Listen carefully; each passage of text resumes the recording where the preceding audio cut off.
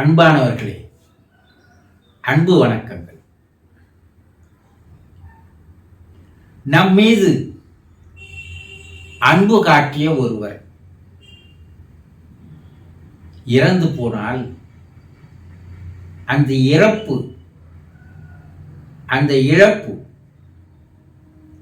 நம்மால் தாங்கிக் கொள்ள முடியுமா? கொஞ்சம் யோசனை பண்ணி பாருங்க. அன்பு யார் காட்டுவார்கள்? பெற்ற தாய் வெளிப்படையாக வெளிப்புறமாக தன்னுடைய பிள்ளையின் மீது, குழந்தையின் மீது அளவுக்கு அதிகமாக அன்பை காட்டுவார். எந்தவித எதிர்பார்ப்பு இல்லாத அன்பு, ஒரு தூய்மையான பரிசுத்தமான அன்பு, கலப்படம் இல்லாத அன்பு தாயின் அன்பு. அந்த தாய் சிறு வயது முதல் கண்ணின் இமை போல உங்களை பாதுகாத்து உங்களுக்கு உணவூட்டுவதோடு அன்பையும் ஊட்டி உங்களை நாளொரு வண்ணமாக உங்களை வளர்த்து ஆளாக்கி உங்களை பற்றியே நாள்தோறும் நினைத்து கொண்டு உங்களுடைய உடல் மீதும் உங்களுடைய மனத்தின் மீதும் அக்கறை எடுத்து அவள் கவனிக்கின்ற அந்த கவனிப்பு இருக்கிறதே, லட்ச விதமான செவிலியர் செய்கின்ற பணியை விட அதிகமானது. உங்களுக்கு ஒன்று என்றால் அவள் கண்ணிலே ரத்தமே வழிய ஆரம்பித்துவிடும், இல்லையா? தாயினுடைய அன்பை சரியாக புரிந்து கொள்ளாத பிள்ளைகள் இருக்கிறார்கள். ஆனா அந்த தாய் எதை எதிர்பார்த்தால்,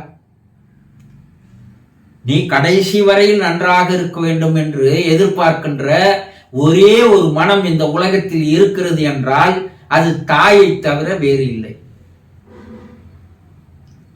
அந்த தாய் தன்னையும் உருக்கிக் கொண்டு தன் உடல் நலத்தையும் கெடுத்துக்கொண்டு தனக்கு உணவு இல்லை என்றாலும் கூட பசியாக பட்டினியாக இருந்து கொண்டு குழந்தைகளை காப்பாற்றுகின்ற அந்த குணம் இறைவன் அவளுக்கு தந்த ஒரு வரம். அவளை போல ஒருவரை இந்த உலகில் யாரும் கிடையாது, ஈடு செய்ய முடியாது, இல்லையா? அந்த தாய் இறந்து போனார். அதை உங்களால் ஏற்றுக்கொள்ள முடியுமா? உங்களால் தாங்கிக் கொள்ளத்தான் முடியுமா? மறுபடியும் அந்த தாய் இந்த உலகிற்கு வருவாளா?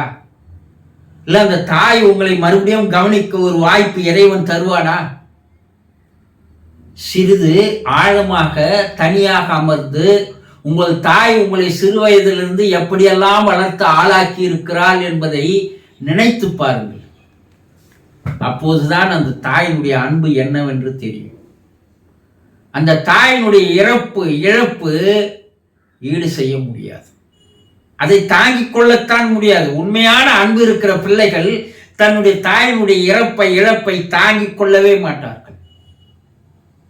சரி, தந்தை தாயை போல வெளிப்படையாக அன்பை அவரால் காட்ட முடியாது.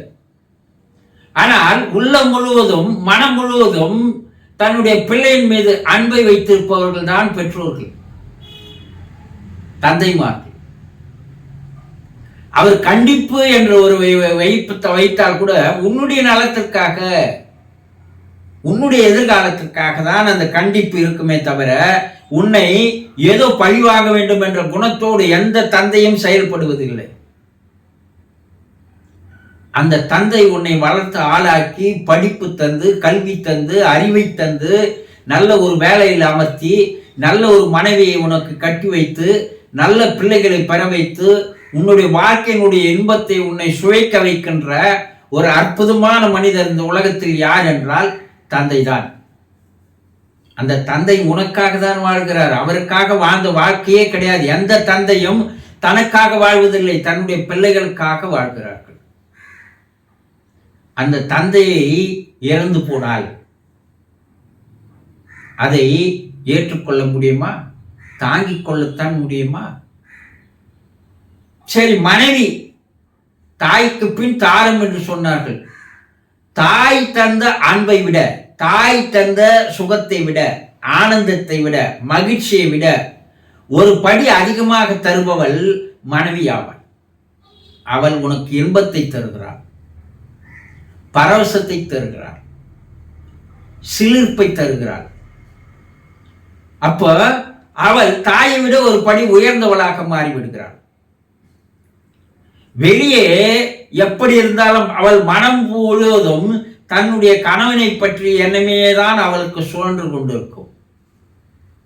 கணவனுக்கு இது பிடிக்கும், அது பிடிக்கும், இந்த கலர் பிடிக்கும், இந்த உடை பிடிக்கும் என்று பார்த்து பார்த்து செய்பவள் யார்? மனைவி. அந்த மனைவி சில ஆண்டுகளிலேயே பிள்ளைகளை பெற்றுக் கொடுத்து விட்டு இறந்து விட்டால் அந்த துணையினுடைய பிரிவை, இழப்பை எந்த ஒரு கணவனாலாவது தாங்கிக் கொள்ள முடியுமா? முடியவே முடியாது. அதே போல்தான் கணவன் இறந்து போனால் மனைவியாலும் தாங்கிக் கொள்ள முடியாது. அப்போ ஒரு தாய், ஒரு தந்தை, ஒரு கணவன், ஒரு மனைவி, இந்த 4 பேரும் தான் வாழ்க்கையிலே அளவுக்கு அதிகமான அன்பை தரக்கூடிய மனிதர்கள். இந்த 4 பேரில் யாராவது ஒருவர் இறந்து போகிறார். அந்த இறப்பினுடைய இழப்பை உங்களால் தாங்கிக் கொள்ளவே முடியாது. உண்மையான பாசமும், உண்மையான அன்பும், உண்மையான நேசமும், பரிசுத்தமான மனமும், தூய்மையான நோக்கமும் இருந்தால் இந்த பிரிவு, இந்த இழப்பு உங்களை தடுமாற வைக்கும். வாழ்க்கை முழுவதும் உங்களை பாதிக்க செய்யும். உங்களை சிந்தனை செய்ய விடாது. உங்களுடைய மனதை சிதறடிக்க செய்யும். இதையெல்லாம் ஈடு செய்ய முடியாது. இதையெல்லாம் தாங்கிக் கொள்ள முடியாது. தனியாக அமர்ந்து இந்த